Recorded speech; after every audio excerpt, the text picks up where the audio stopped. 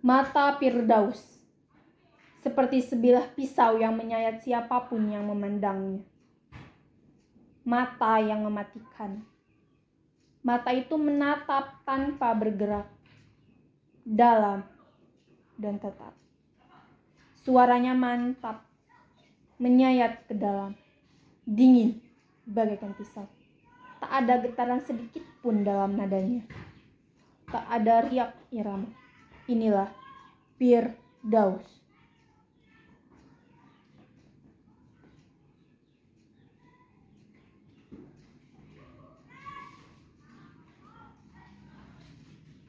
Biarkan aku bicara. Jangan memotong pembicaraanku. Aku tak punya waktu banyak untuk kalian. Mereka akan datang menjemputku pukul 6 malam ini. Besok pagi, aku tak akan berada di sini lagi. Aku akan menuju ke suatu tempat yang tak seorang pun di dunia ini mengetahuinya. Aku akan menempuhnya dengan perasaan bangga seumur hidup. Aku telah mencari sesuatu yang dapat membuatku dipenuhi dengan rasa bangga, membuatku merasa unggul dari siapapun. Namun saya hanya seorang pelacur yang sukses. Setiap laki-laki yang datang kepadaku hanya mengobarkan satu hasrat dalam diriku.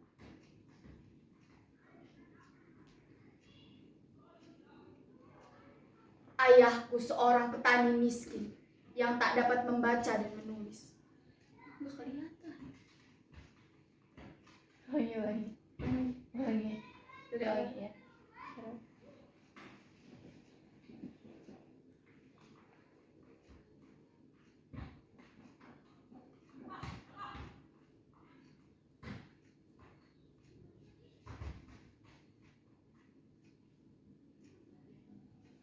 Biarkan aku bicara.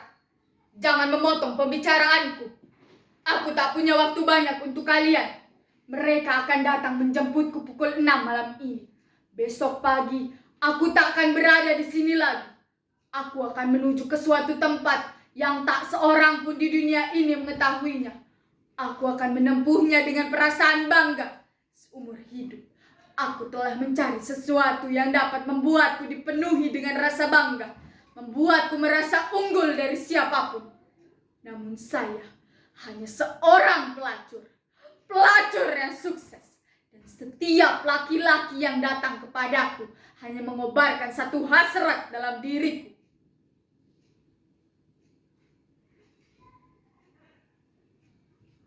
Ayahku seorang petani miskin yang tak dapat membaca dan menulis. Bodoh! Itu bisa dilihat dari bagaimana cara ia bertanam, menjual kerbau yang telah diracuni musuhnya, dan menukar anak gadisnya bila masih ada waktu. Bagaimana cara ia memukuli istrinya dan memperbudaknya di setiap malam. Seperti kebanyakan orang, aku memiliki banyak saudara laki-laki dan perempuan. Jika malam kami tidur di lantai seperti ayam yang berkembang biak. Di musim dingin, kedinginan, dan di musim panas, panasan dan kelaparan. Lalu satu persatu merangkak ke sudut bilik dan mati.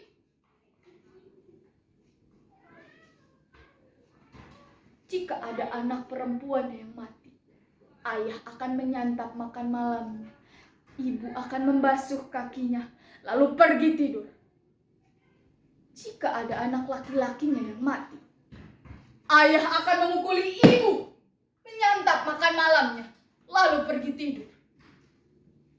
Ayah tak akan pergi tidur sebelum makan malam, apapun yang terjadi.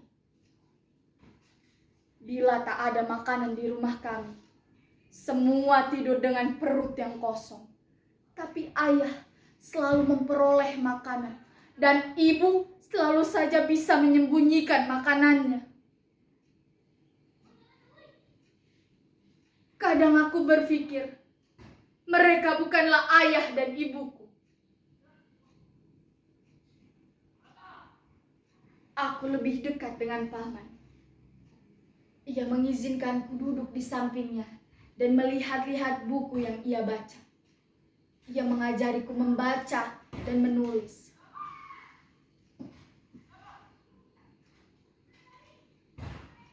Setelah ayah dan ibuku mati, paman mengajakku ke Kairo dan menyekolahkanku di sana. Aku membantunya menyuci, menyetrika, menyiapkan makan malam. Dan di malam di musim dingin, aku akan tertidur meringkuk dalam pelukannya. Lepas sekolah dasar, paman membawa menyekolahi. Lepas sekolah dasar, paman memasukkanku ke sekolah menengah.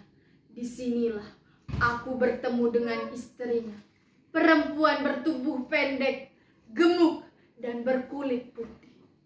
Suatu malam, betapa terkejutnya aku ketika mendengar bibi mengatakan, "Yang mulia, aku punya rencana yang bagus. Pamanku Syekh Mahmud adalah seorang yang terhormat. Ia memiliki pensiun yang besar dan tak memiliki anak. Ia hidup sendiri. Bagaimana kalau kita kawinkan saja Firdaus dengannya, dengan imbalan mas kawin 2 kali lipat?" Tuan Mahmud yang akhirnya menjadi suamiku ini, ia berusia lebih dari 60 tahun, sedang aku 19. Ia memiliki wajah yang buruk rupa dan bau membuatku ingin memuntah. Ia juga selalu mengawasi piringku saat aku makan.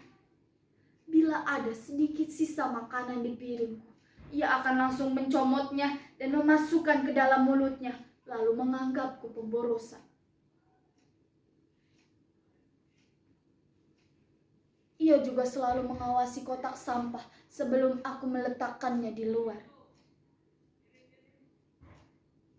Suatu hari, ia menemukan sisa makanan di dalam kotak sampah dan segera berteriak menyumpahiku. "Firdaus, apa ini? Neraka jahanam! Kau bisa membuatku melarat! Laknat!" Lalu ia memukuli wajahku, kepalaku, dan seluruh tubuhku.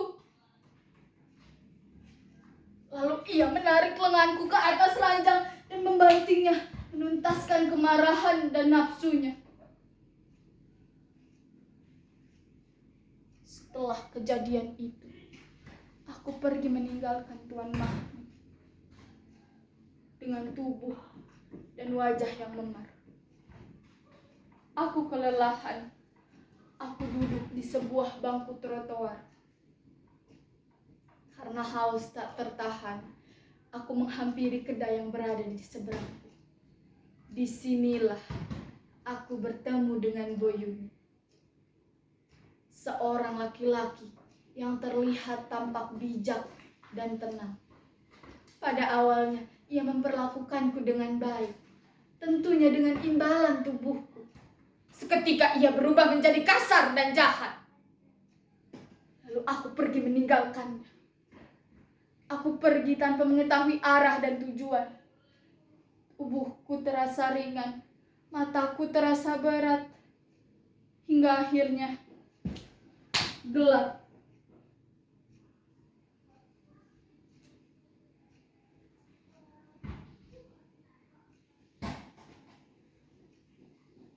Ketika aku sadar, kudapati seseorang di samping.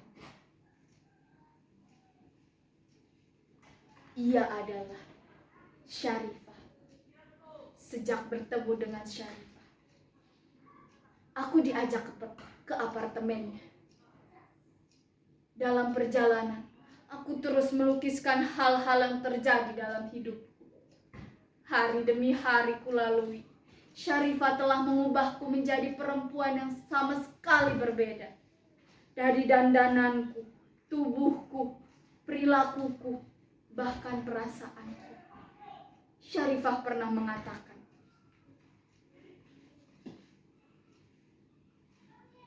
"Semua akan mati, Firdaus.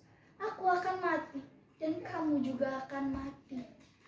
Yang paling penting ialah bagaimana hidup sampai mati. Orang-orang yang hidup sampai mati hanyalah orang-orang yang lebih keras dari hidupnya sendiri. Dan berhati-hatilah pada perasaanmu, karena itu yang akan membuatmu mati. Berkat Syarifah dan bersama Syarifah lah aku mengerti bagaimana harus mematok harga yang tinggi untuk tubuhku. Kemudian aku hidup sebagai pelacur. Namun suatu hari aku menyadari bahwa Syarifah juga telah mengkhianatiku. Aku pergi meninggalkan Syarifah dan membangun bisnisku yang baru sebagai pelacur. Sejak saat inilah aku bisa mematok harga yang tinggi untuk tubuhku. Bahkan para petinggi negara bersaing merebut simpatiku dan berlomba-lomba membayarku dengan harga yang paling tinggi.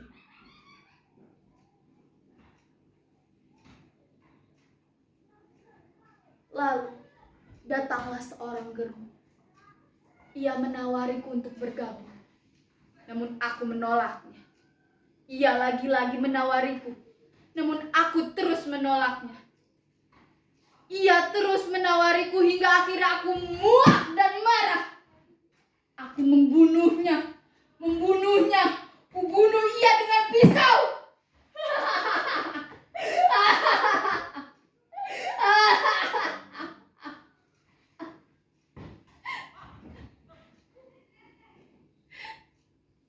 Tubuhnya bersimbah darah, berlubang, bekas di kamanku. Aku ditangkap. Mereka menggunakan borgol baja pada kedua lenganku. Mereka menghukumku hingga mati. Bukan karena aku telah membunuh seorang laki-laki, melainkan karena mereka takut bahwa aku hidup, karena aku akan membongkar kedok mereka, semua laki-laki.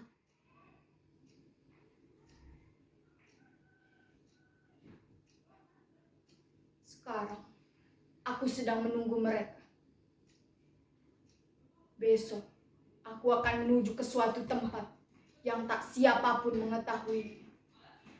Aku akan menempuhnya dengan bangga. Karena aku telah mengungkapkan kebenaran. Dan kebenaran itu adalah liar dan berbahaya.